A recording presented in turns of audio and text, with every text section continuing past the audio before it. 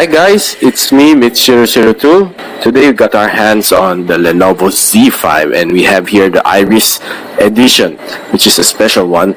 So Lenovo has been doing some great handsets over the past few years, so this one is not an exception. So here we have, going to unbox it.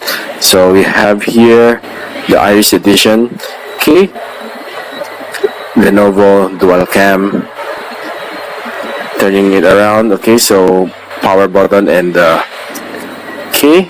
volume rocker, USB-C.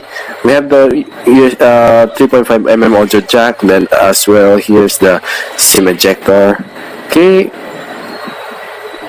let's see what's inside the box. SIM ejector pin, some user manuals, okay, warranty receipts, the case, the protective case. We have the charger and also the USB-C cable. So here's the transparent protection case. So okay, we have booted up the phone.